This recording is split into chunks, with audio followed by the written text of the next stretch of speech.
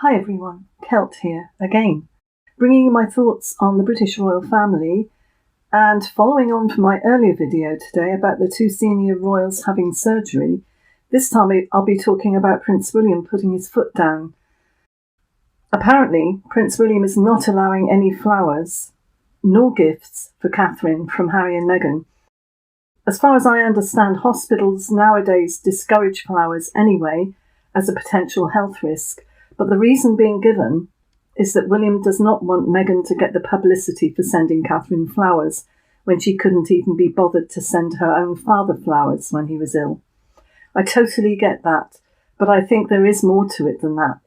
Of course, William does not want Meghan benefiting at all from Catherine's hospital stay. He doesn't want her to get any publicity using Catherine's situation. And we know she would. She's done it before and would do it again, trying to walk in with a huge bouquet of flowers to give to Catherine, but she would not get past the security, and it's unlikely that she would even fly over. But in sending them via a florist delivery, she would contact the Paps first, so they would be on the lookout for her delivery. They would know exactly the time and who would be delivering it. And Meghan would be sure to have her calligraphy all over the card so that the press would be sure to get the photos, and so on. Remember how she hijacked Prince Philip's funeral by making sure that her flowers were seen?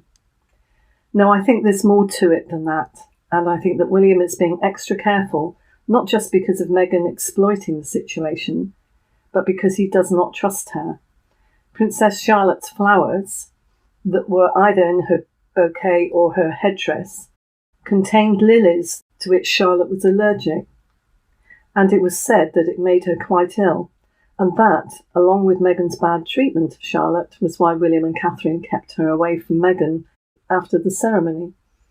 I don't know if Catherine has any allergies, but I do know that Prince William would not allow anything, flowers or a gift of any type, to be given to Catherine, not even a card from Meghan.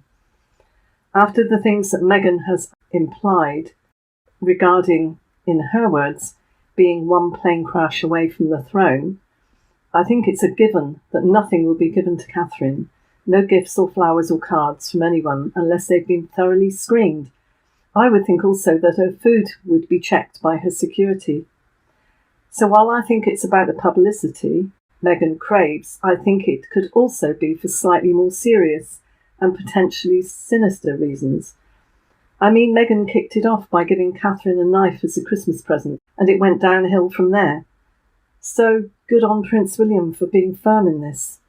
What I find hard to understand and quite difficult to believe was when there was talk of Harry stepping in to help out while Catherine and King Charles were out of action, so to speak. And obviously Catherine being out of action would mean William out of action looking after the children.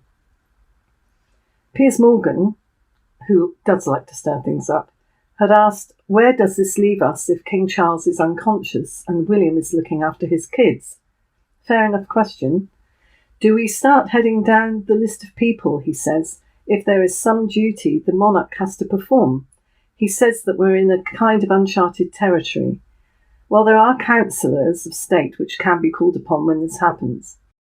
The first to be called on would be Camilla as his wife, and then the next four in line to the throne, which would be William and William's children. But because they're underage after William, it would be the councillors of state. It would be, on paper, it would be Harry on behalf of Prince George, or it could be Prince Andrew, I think.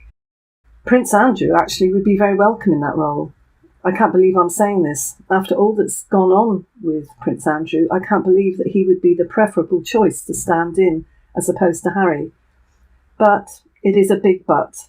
This Chancellor of State title is in name only for Harry and Andrew, because they are not working royals, so they actually don't get to stand in for the king.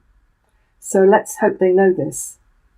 I think they were allowed to keep the titles just to appease them, but they don't have any power with it. So my guess is that it would be Princess Anne with Camilla, maybe even Prince Edward.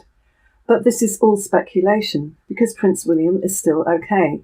Although obviously very busy looking after his children, he's still able to do his job to a degree.